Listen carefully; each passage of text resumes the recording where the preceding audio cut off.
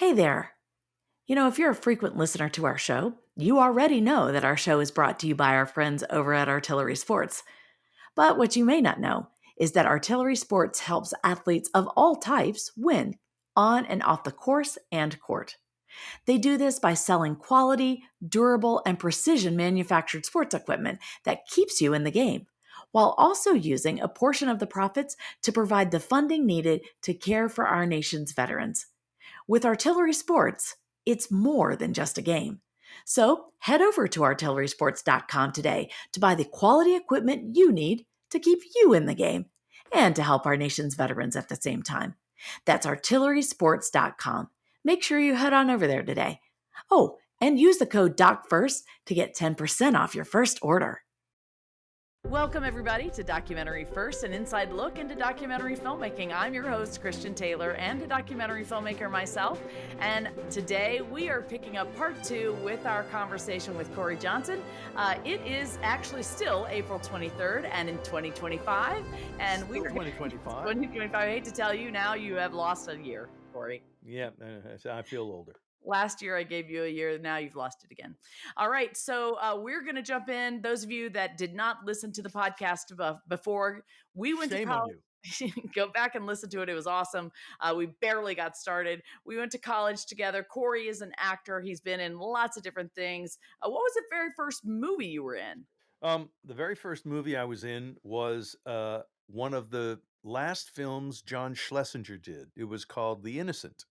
Okay. And it was based on, and I want to say it's an Ian McEwan book about a guy. There was an operation it was right after the war, after World War II. It may have been the late 40s, could have been the 50s. As a matter of fact, I believe it was the 50s.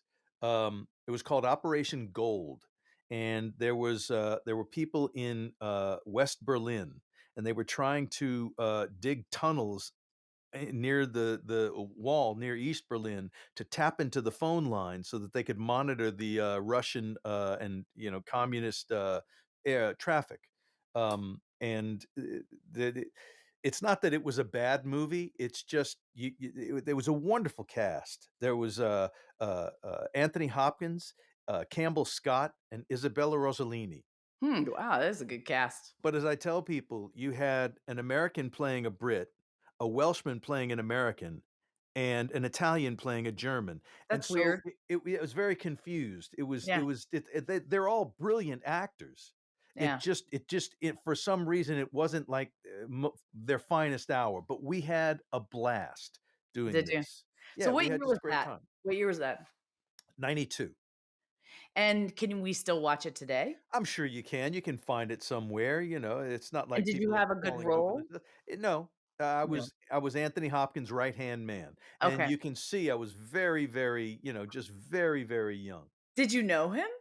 Anthony Hopkins. Yeah?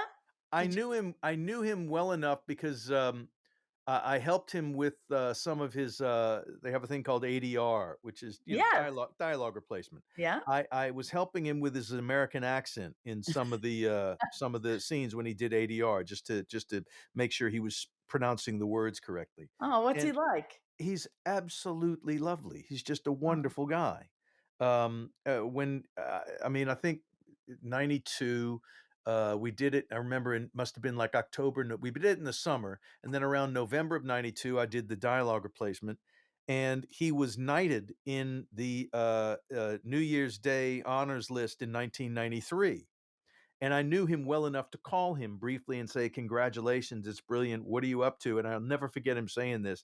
He said, "Well," I said, "What are you doing next?" He goes, "Oh, I'm not really sure, but I'm booked up for the next 3 years."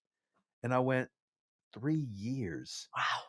I couldn't even imagine that. I thought it Yeah, was just amazing. But that is amazing. yeah, yeah, it was Wow, incredible. how crazy. We should look back and see what he did in 93, Yeah. 94, 95. Yeah, well, okay. Howard's End, Remains of the Day, things like he was locking up Oh, a couple of Oscars. Remains of the He Day. had just done Silence of the Lambs. He had won the Oscar for Silence of the Lambs, Oh my gosh. or he was about to, and he was knighted, That's So, amazing. yeah, he had a good year.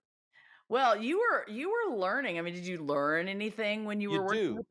You do. You just don't know what it is you've learned. It's not like you can quantify it and go, I've got to write this down because I learned what Anthony Hopkins. You learn by watching it, but sometimes you don't realize what you've learned. The one thing I remember from that movie was John Schlesinger was trying to get Anthony Hopkins to do something where he wanted him to be malevolent and threatening without appearing to be malevolent and threatening, or without being malevolent and threatening.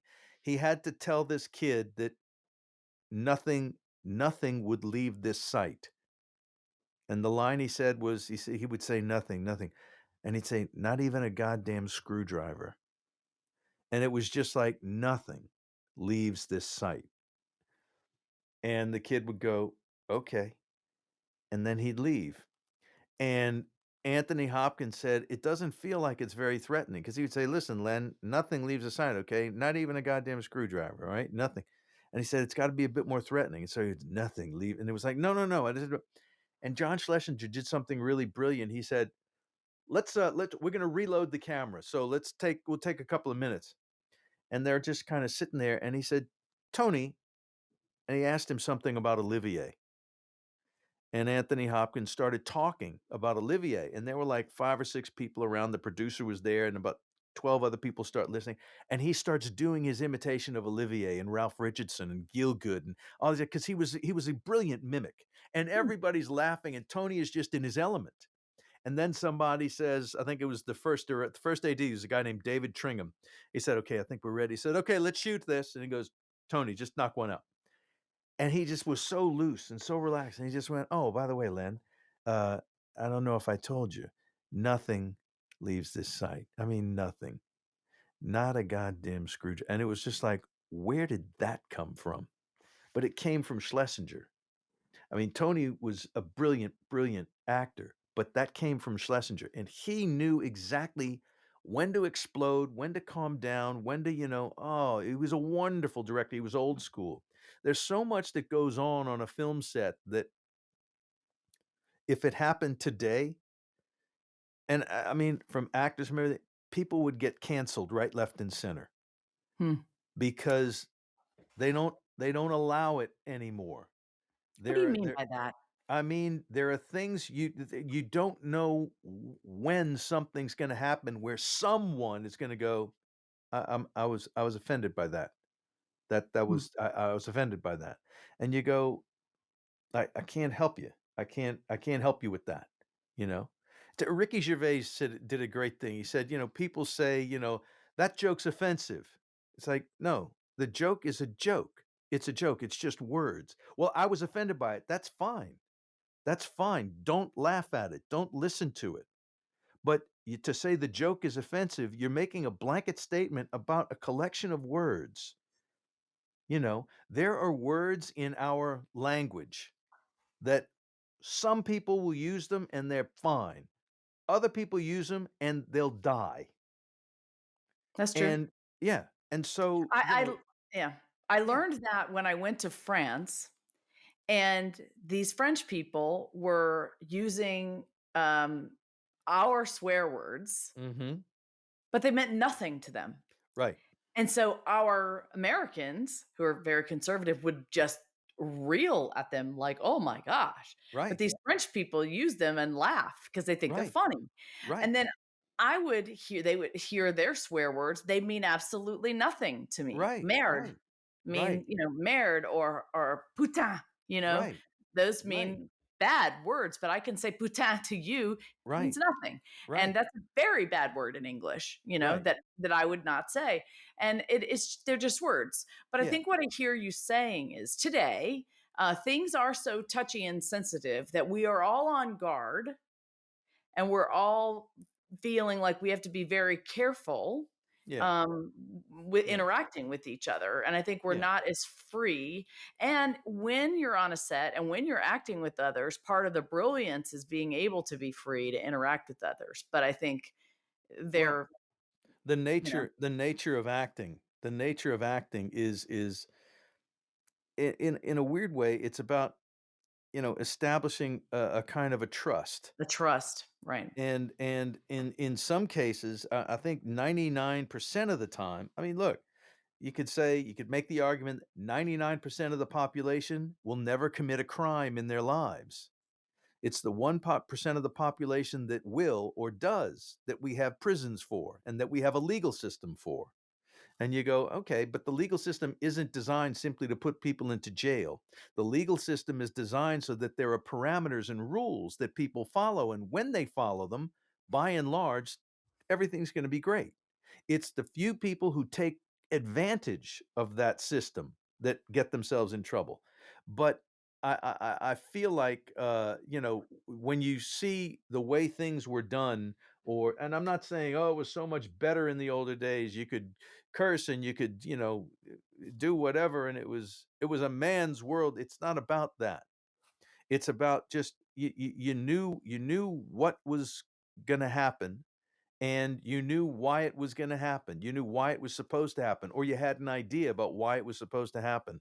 And I think what happens what happens now is you've got a lot of people who are very threatened by a lot of things that really don't have anything to do with them.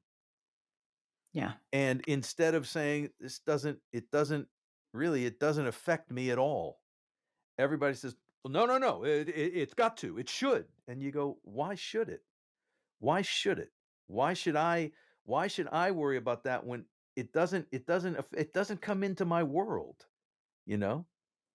It's like we're having a big thing in America. God, we're going to get into something that has nothing to do with acting, and Uh-oh. we should probably cut it out.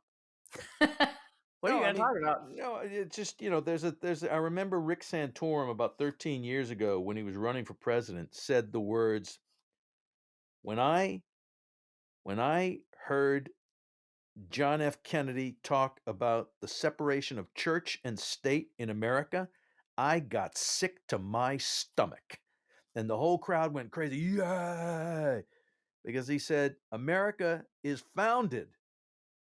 And he made this thing about how America is founded. It's a God fearing nation and blah, blah, blah. And I said, that's not what separation of church and state means. The separation of church and state guarantees religious freedom. And religious freedom doesn't mean you get to do whatever you want. Religious freedom means someone can't tell you how to worship, Right. but it's become, I get to do what I want. And and here's the thing, if I get triggered by something you're doing, I can use my religion to say, I'm triggered by that, and you can't do anything because I have the religious freedom to be the religion. You can't tell me how to worship. It's like, I can't. But if your worship involves child sacrifice, I can sure as hell say you're not going to do that in this country, you know? So, Yeah. I understand my take on separation of church and state is what I understand it to be. And I understand there are people who see it another way. I just don't think that's got to do with, the Constitution of the United States.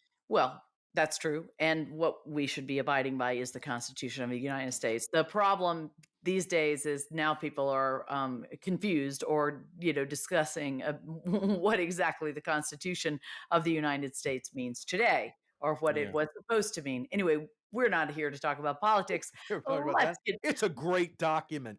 it is a great document. Yeah. Let's get back to your career and what you Yeah. have to teach us. It's interesting talking with you. I wanted to talk about advice you have for directors and for actors. A lot of people listen to our podcast who, are wanting to learn about how to be a better director or a Mm, better actor or a better mm, filmmaker. And I think, we already learned a few things just by sharing that. yeah. So your first film was The Innocent. Yeah. What was you consider your biggest break when you thought, I'm really an actor now? Um, Well, I mean, the Mummy was the biggest role I'd ever had. okay. But you don't Eh, there are things like what I took away from the Mummy is that's not what I do. It's not what I can do. what do you What mean? Well, Brendan Fraser was a movie star Yeah. at the time. John Hannah had been in Four Weddings and a Funeral, and had the most famous speech in Four Weddings and a Funeral. He did the W.H. Auden poem about he's gone, and Rachel Weisz, now an Oscar winner. Um, they were all film actors. I was a theater actor. I just worked in theater, done the occasional bit in front of a camera. What I didn't feel translated to the camera. There, there, there was a thing I remember. Steve Sommers said at one point, I was just standing behind the camera watching them film something, and he said, "Gotta love that Brendan Fraser." And I said, "Why?" And he said, "He always finds the camera. He always finds the camera." And I've worked with directors who will literally say, "Don't worry about where the camera is. I'll find you. Don't worry about where the camera is." So it's six of one, half dozen of the other. There are times when, as an actor, you are seeking the lens, and there are times when the lens you make the lens find you. You say, it's happening right here. So if you want to see it, you have to, and sometimes they'll shoot it behind your ear. Sometimes they'll shoot it from here. Sometimes they'll come right there. It depends on what the director wants to do. And when you used to be an actor and cameras were big and heavy and they were stuck in their place and they pretty much turned like this, a director had to stage things because he knew what the parameters of he knew what the unseen proscenium arch was. And Right. he would say, "I need you here, I need you there, I need you there, you knew there, and you come in around there, and we're going to shoot it like that." And then you see the thing that the camera had to add, and we think, "Oh, what a great thing." It was necessary, was depth, Right. because you could focus on someone here and be missing the person who's here. So you're focusing up there, but you're missing this. So he would have to rack the focus, and he would make a point of doing that. And you, as an actor, didn't need to know he was doing it. You just needed to say your lines in the way he was asking you to say it in the rhythm of the scene. They used to rehearse. You used to rehearse. Right. When we did The Mummy, we had something like we had a week or so of rehearsal where we just read through some stuff. We met and read through some stuff, but then we went to Morocco and we would work on stuff before, but we didn't really rehearse. You don't really rehearse movies. Yeah. Yeah, I know. And I mean, and that's so much a part of the process. And what's so hard about movies, there's so much that's hard and different. I mean, you don't film it in order. You don't work as an ensemble really, you don't work as a cast. Well, yeah, Y- you know, I just did a movie for Alejandro Inarritu.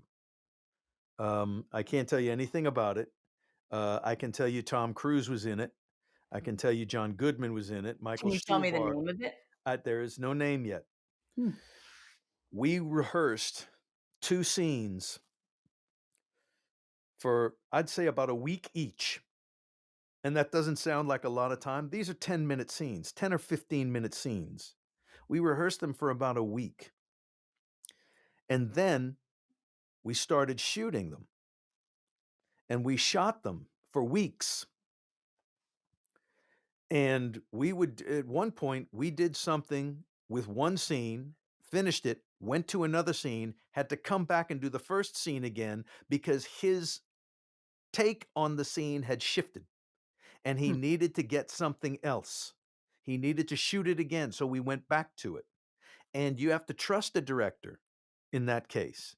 You can't go, "But my character is this, and I've based my character on this, and now you're telling me he has to be that." You know, there was something that was going on in one of the scenes. I'm going to be vague. There was something that was going on in one of the scenes, and he, as a director, said, "Some of you might be sitting here, some of you might be doing that, some of you might be." I'm just going to pick something that has nothing to do with anything. "Some of you might be drawing crayons on the wall." And I literally thought to myself, what idiot is going to be drawing crayons on the wall? Guess who was drawing crayons on the wall 2 weeks later? You. Present. Because it made sense. Because Yeah. it was necessary that it had to happen and there was no one doing it. And I went, "Why can't I do it? I can do it." And so I started drawing like a madman, you know. Yeah. Well, and the other thing that's unusual, different than theater, is that not only do you not necessarily rehearse in order, usually you never rehearse in order. I mean, or shoot in order. Right? You also have to do things over and over again, like you said. So one scene, you'll shoot the exact same scene and the cameras will be in one place, and they'll Mhm. shoot they'll be in Uh-huh. another area. So they have Mhm. to and you have to do the exact same thing. Why? Well, not the exact same thing, but you Right. have to do the scene, Right.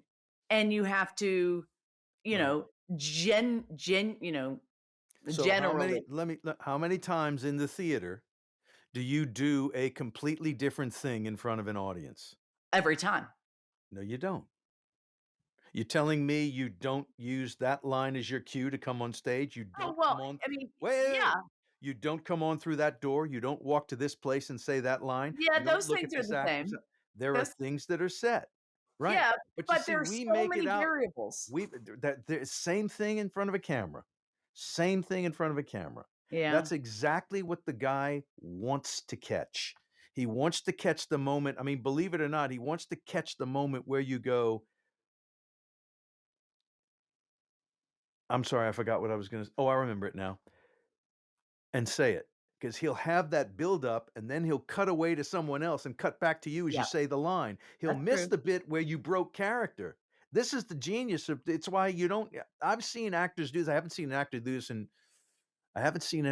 this in 25 years. I haven't seen an actor do it this century. But in the 90s, I saw it a lot. Hmm.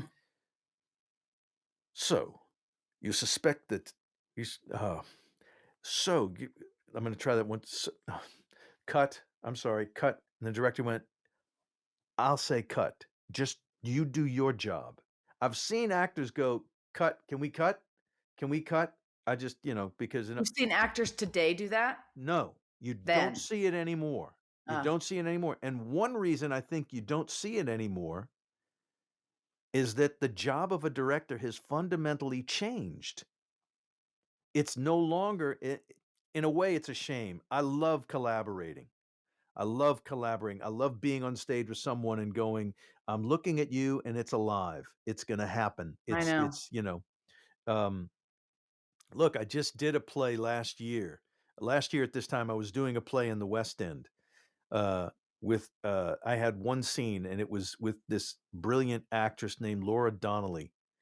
And the play was directed by Sam Mendes.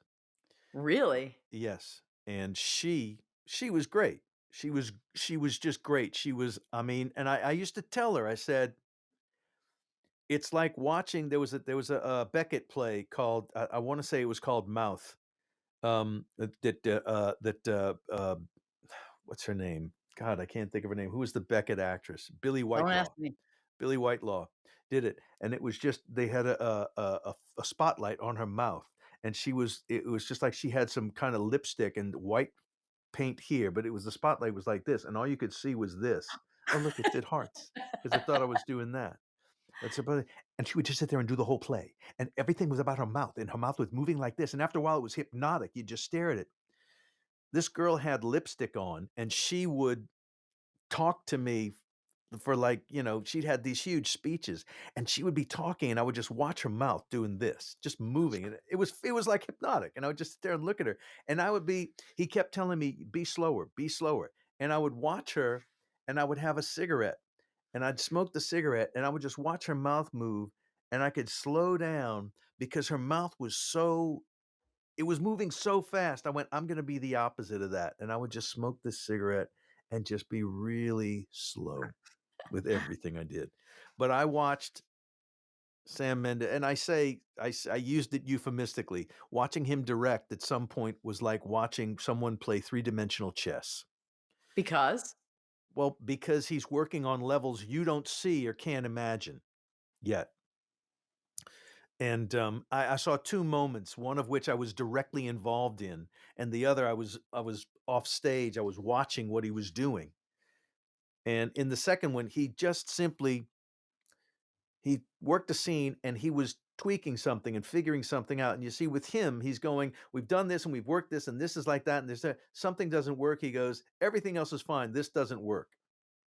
And he gets rid of it in his mind. And he goes, okay, try moving there. Try doing this. Go here. Do that. Change this. And you just go, it's staggering watching someone who's just brilliant do this. But he's truly he's a genius at what he does. There's no word to describe something someone does. There's no adjective to describe the thing as being genius. You describe the person as being a genius, and that's a thing, not an adjective. And so it's hard because you can't say brilliant. Everybody's brilliant. In Britain, you say, "Oh, that's brilliant because the sun's out." You know, Right. brilliant. It's not brilliant. It's what it does. The sun comes out. It's brilliant. But there's no adjective to describe genius, and there should be, because you have to make it about the person instead of about what they do.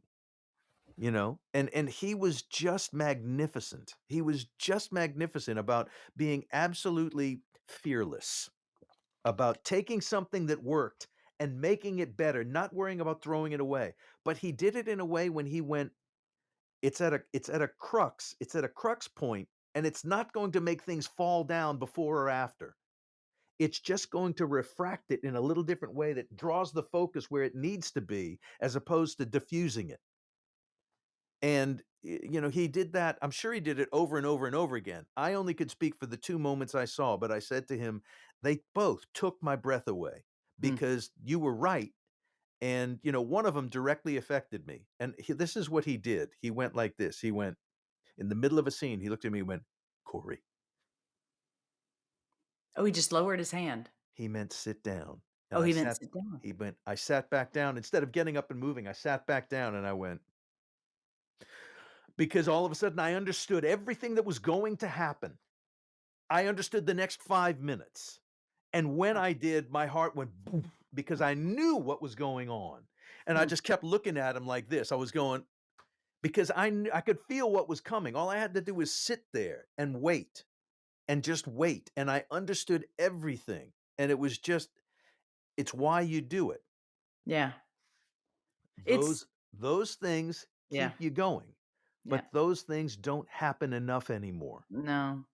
It is so magical. I mean, that's what I miss about the theater. I Yeah, haven't done it in years. I yeah, actually yeah. had told Jeremy once the kids are older and my life slowed down a little bit. I don't know why I wait, but I miss it so much. There's just so much about the theater that's unique like that, Mhm. and you don't experience it anywhere else. Well, yeah, this movie I just did. Again, I can't be specific about it, and I won't be. But I will say, I'm watching some really brilliant actors, famous actors, doing things that are so completely and utterly selfless. Um, watching John Goodman. John Goodman apparently hurt his hip on this movie. Hmm. Now, I will say that from me watching him, John Goodman was in a degree of pain that I can't quantify. I didn't understand it. He didn't talk about it. But you can tell when someone is just struggling with forces outside of what their acting thing is about. And there were only moments when you sort of went like this. He didn't waste any energy trying to be bon vivant. He just came in, did his job, was always up, was always ready, but he was marshaling his forces because he knew he didn't have any energy to waste. Mm. Mm. Michael Stuhlbarg would sit there and he would just he would absorb things and the things that other people were doing, and the camera is on him and he's just reacting. It'll never be on him in the movie for extended periods of time. But you could have had an entire film about him reacting because his reactions were so complete and whole and Mm. expressive and funny and just you'd hold your breath because you were going, please don't let it end. Don't say cut. Just let him keep going because it was just brilliant. There's an actor named Riz Ahmed who was in The Night of. He was in what is there? Was a thing about a drummer, heavy metal drummer who's going deaf. I can't remember what the name of it was. I think he was nominated for like best actor or best supporting actor a couple of That years was ago. recent, wasn't it? Yeah, it was recent, the last few years. He's just extraordinary. I remember I did a movie with him about 15 years ago, and we were talking about the Kennedy assassination. It was one of those things where he was going, "Well, maybe," and I was going, "Riz, please don't. I know about this, and don't." And so I would watch him do stuff and I'd go, well, okay, yeah, you're not doing anything really. Fair enough. And then I'd look at the rushes and I'd go, oh my God, this guy's incredible. His mind, and this is on camera, this is what the camera is receiving.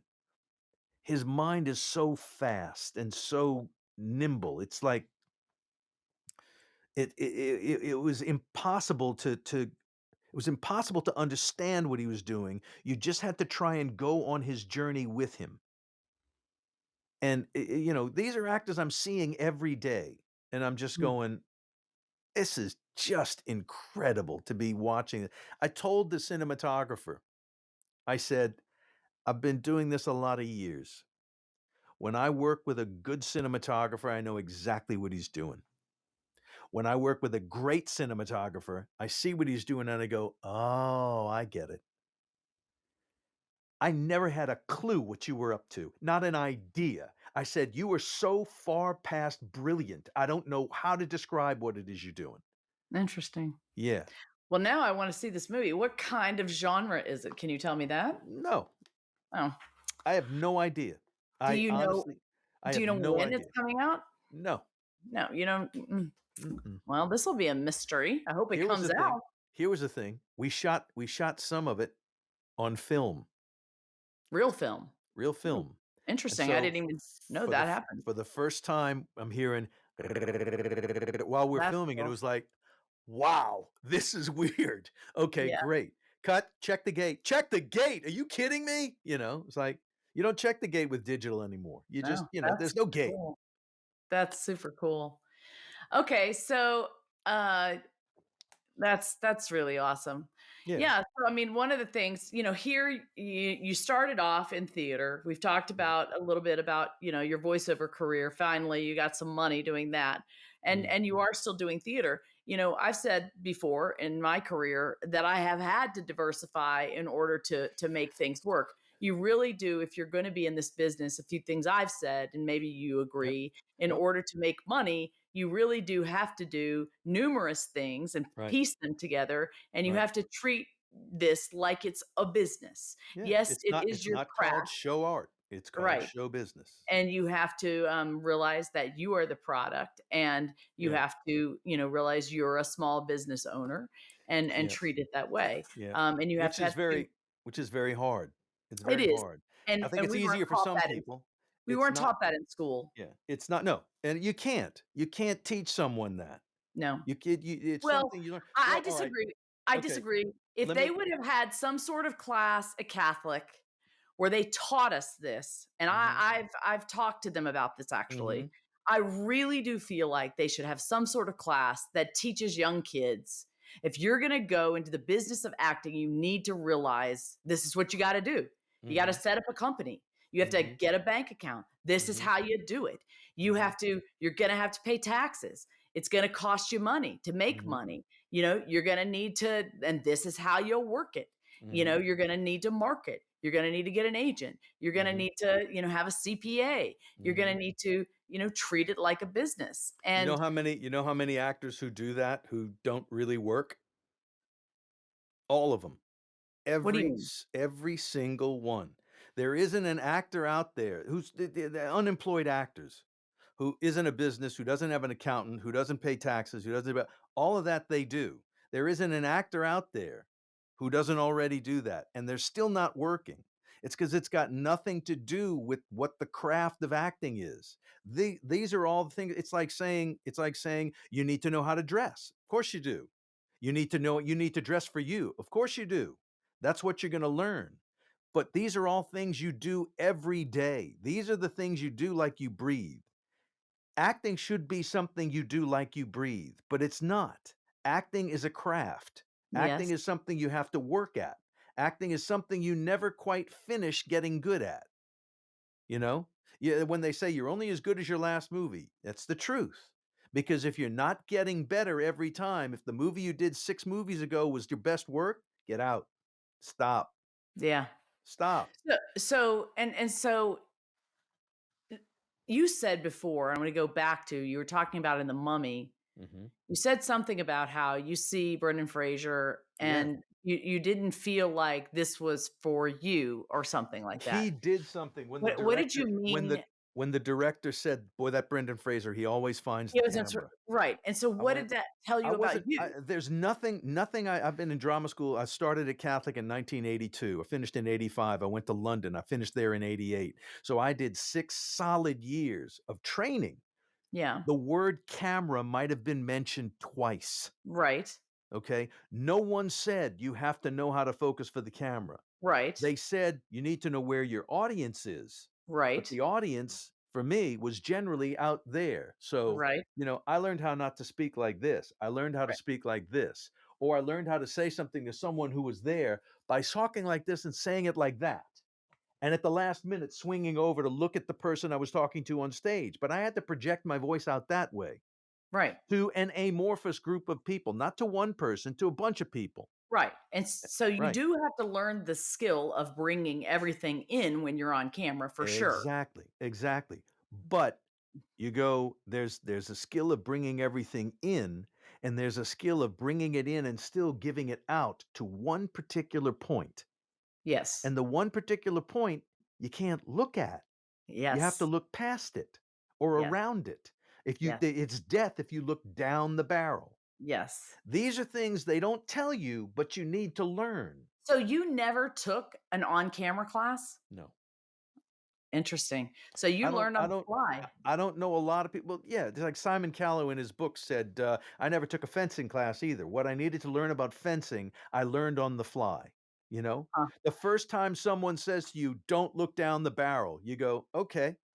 And then you look where the X is. Okay. Great. And interesting. yeah, you figure that out. Okay, Then you're just so doing your job. alright, so but I still don't understand. I mean, did you feel like I don't fit in or I'm not going No, to I felt like this isn't what I do. There was something.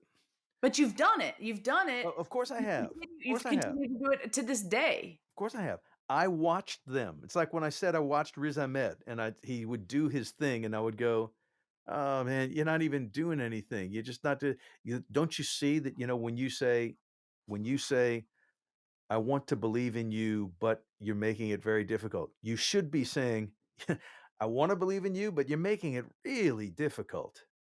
And he would say, "I want to believe in you, but you're making it really difficult." And you go, I didn't even get anything. But then you see it on camera and it's like, "I want to believe in you, but you're making it really difficult." And you go, oh my God, that was enormous. That was huge because he understood something about his relationship and his character's relationship Yeah, to the medium that was seeing him yeah, that I yeah. didn't get, and I I I understand. I I still have trouble You're with it still because learning. You're still learning. But I am I learning, but I don't know if it's a thing I can learn or if I want to I learn it. disagree in some way because I mean, I just saw September 5. I mean, you know, you had that in that movie. I mean, I felt like you did because your stuff in that film was subtle and it was you were subtle and I got what you were doing. But it's it, You haven't even watched it. You don't no, know. no, So I how don't, I would you don't, know? How I would you don't, know? I don't. It's not Right, about me. It's exactly. So it's I not don't about. So here's the thing. I don't think you can say that. When was the last time you saw yourself on stage? Never. Right. So why do you think seeing yourself on film is going Because to you teach you how to act? because you can learn. Listen, don't you listen to How do stop you it. learn? How do you learn when you're on stage? Stop, listen to me. Don't you when you do a voiceover, Yeah. don't you go back and listen? No. Come on now. When No. I am recording and doing an audition, I go Right. back, I listen, and I try to see, okay, did I do that right? I If go I'm back and listen to what? my audition, Right. the way I did a Your read. voiceover audition? Yeah, Right. Okay. So you're recording it and sending it off, yeah. right? But I I only will do send Yeah, I will do that as well. I'll record it and I'll send it off. I'll record it, I'll listen to it, I'll send it off because okay, I don't want to have made any obvious mistakes. I okay, don't want to, but when you get down to, I'm going to read something off of a screen that's in front of me here. To see all of the above in action and learn everything you need to know to get started and more. here's a 5-minute video we think you'll enjoy. Now, if I was going to read that, I would say, to see all the above in action and learn everything you need to know to get started and more. Okay, hold it. To see all the above in action and learn everything you need to know to get started and more. There are 3 sections there. So you're going to see this in action, and also you're going to learn everything you need to know to get started, and there's more. So you're going to say, to see all the above in action and learn everything you need to go to get started and more, And so that's how I would build it. I would build it like that because as I say it, as I say it, the meaning begins to reveal itself. The Yes. way I can most effectively reveal the meaning to someone else reveals itself. That's how I work that. I Okay. understand, but I still Right. think that you can learn by Right. going back and listening or watching yourself. Yeah, well, yeah. For me, I don't think you can because as Are soon you as saying as soon no, as you go back and listen and watch yourself, as you soon as you watch critique yourself, yourself and as soon then as you you watch yourself, you become self-aware. When I'm reading something, I'm providing information. okay, When I'm on camera, I'm a character. okay, All right. So if a director wants to say, because he's my collaborator here, mhm. if he wants to say, make him, he can be a bit meaner there. He can be a bit less understanding. Don't make him so understanding. Make him more dismissive, or make him more sexist, or make him less hungry, or whatever. Make him more jaded. Okay, great. That's a good color to have, but that's the character's color. You know, for me to look at it and go, because you would, and don't try and tell me you wouldn't. Oh, my hair was a mess there. Oh, I need the makeup was just wrong. And look how my suit sat funny. I've got it, that's nothing. That's got nothing to do with anything. Well, not only would I do that, but listen, I know where you're going. I get it. And you know what? You've got a point. I've never actually thought about this. I'm just saying that But way but madness lies. If you that is start where doing that, that you get that is further and further away from what you're doing. that is where madness lies. I think you have a very good point there. I've actually never thought about this. But you do then begin to critique yourself in a way where you begin to doubt yourself, you begin to change, and you're then focusing on performance for performance sake instead of focusing on A, the copy, or B, the character, and just being that. Is that what you're saying? When they say the end justifies the means, how you get to where you want to get justifies the way you got there. But you can't use the end to make the means justify the end. That's a snake eating its own tail. If I use what I've done and look at it and say, this is how I'm going to change how I'm doing it in order to change what I've done, that's eating its own tail. Do you see what I'm saying? Sort of. You're confusing me a Yeah. little bit, If but you let's look at if you look at the end result in order to yeah. change the way you do something, you're Yeah. lost. You're lost, you know. The part of the problem is it's like you look at something like when Robert De Niro gained weight for Raging Bull, when Christian Bale lost weight for The Machinist, when Tom Hardy bulked up to play Bane. All those things are great. Okay? All those things are great. Those performances wouldn't have been what they were without those things.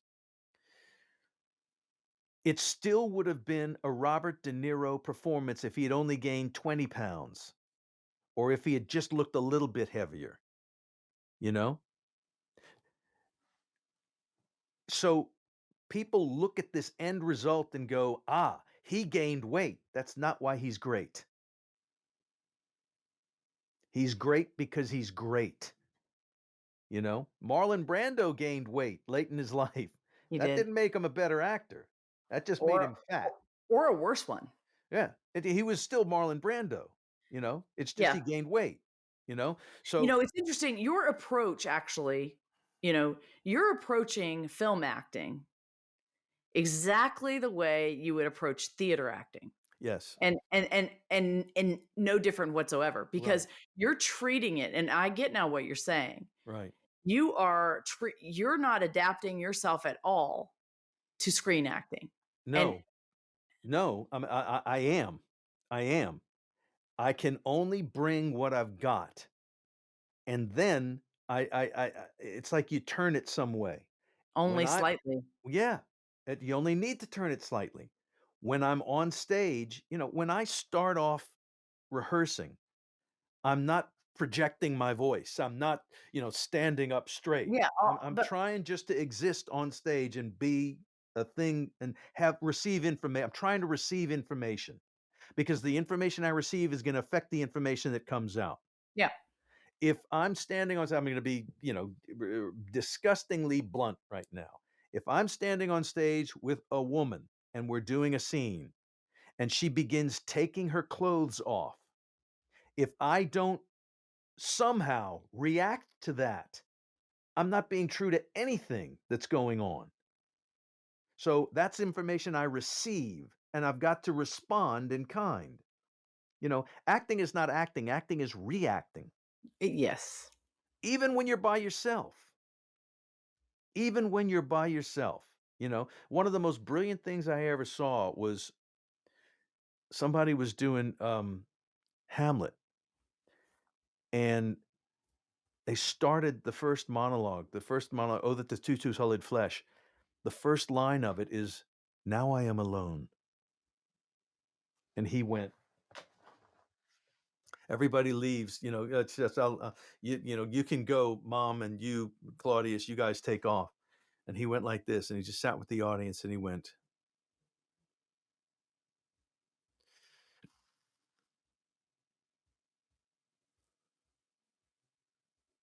now I am alone. And it was like, you got to be kidding me. It was just this moment where he was about to speak, and he went, I heard something. And you thought, because it was the most brilliant bit of foreshadowing. It's like, there are ghosts in this castle. There are things you're going to hear. And he heard something, and you don't know what he heard. But then he went, no, I'm alone. There's no one here. Hmm. And it was just brilliant because it was a trigger. He did that.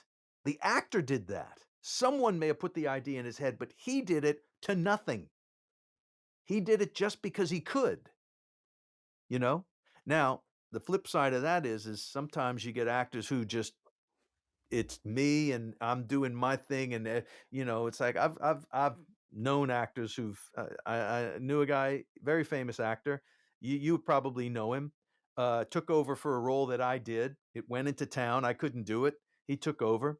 And I remember the director saying, I wanted him to move somewhere else. And he said, why? And I said, well, because I think, he's done, this and that. And he's walking over there to just, why? Well, because you've been over here and it's kind of getting tired and but why do you want me to move? Well, because I've lit you over. No, no, no, I'm not going to move. I won't move. But the lights are over there. Put the lights here. They were there. They've been there too long. It's worn out. It's got to be over. No, I won't move. But your character, no, I am the character. The character is me. What I do is what the character does. And you just go, that's again, eating his own tail. I am the character is me. That's what Stanislavski talks about when he says the magic if. You go, I know what you're saying. Your character would never be a vegan. Never. What if he was? Mm-hmm. What if he was? And the thing about it is once you acknowledge there's no way he was, you go, but what if he was? You just go, and it like frees you from this kind of burden of being who you are to become something you may not be. I'll probably throw this away, but let's think about this. What if he was? What does this reveal? It's brilliant, you Yeah. know? And when you collaborate with someone like a director, in a way, as an actor, you have to be able to play that game with yourself. A director will say, I need you to move over there. Why? Because I'm telling you to. Okay. Sometimes you get a bully of a director and you go, no, not good enough. You come up with a reason. When you come up with a good reason, I'll do it. Okay. I'm telling you to is not a good reason. But in the meantime, if you're a good actor, you're sitting there going, I know he wants me to move over there, and I know he doesn't have a reason for me moving over there, but what if I did move over there? How can I make that work? You see, the thing about it is you're thinking about making it work and you go, I'm going to make myself vulnerable by doing this. And then he'll go, no, you look like and you go, well, then I'm sorry, then I'm not moving. And all of a sudden you close down. The thing about acting is you've got to be open to everything. You've got to allow yourself to be vulnerable. You've got to allow yourself to be injured. You've got to allow yourself to be pained. You've got to allow, and no one wants to do that. Everybody wants to project strength and dynamism and whatever it is they want to project. But the thing people want to see is what's going on behind the projection. Yep. You know, They wanna see vulnerability, truth. They wanna see you listening and right, yeah. right. And Well, once again, we're now at 50 minutes for episode 2. it's We're gonna nowhere be near we're gonna be a done. season. I'm gonna have my whole season. I'm gonna have my We own season. You are, you are, you are. I love talking to you, John. I've learned so much, and we are gonna have to wrap this up, but I'm so sad. But I need to have you Don't come be back for sad. sure. Yeah, we'll come back. All right. You'll get some people Listen. writing saying, "This guy doesn't know anything about it," and they'll say, "Here's what he should have said," and then we can talk about that. No, well, we'll talk about lots more. But for right now, we're going to do our last segment of DocuView Deja Vu. And I'd like you to tell me about another documentary that you've been in, That I've been in? that you've narrated. Uh, what else? See, I love the Stranger Things because they're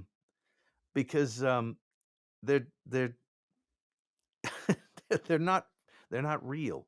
They are real. These things are real, but you But they're can't so say, outrageous. I know, but yes, you they're told us so about. outrageous. But you can't say, well, these are the world's strangest things. It's not like, look, I was doing a No, no, no, no, no, no, stop. You cannot go into a longer story because I have an appointment I have to get to, okay. and I don't have enough time. Just give me a documentary. See the one about Tiananmen Square. Okay, good. All right. 2019. All right, everybody. Everything's a story with me. I know. That's why I love you. We're going to have John back, everybody. Everybody, thank you so much for listening to Documentary First, where we believe everybody has a story to tell, and you can be the one to tell it. Bye, everybody. Bye.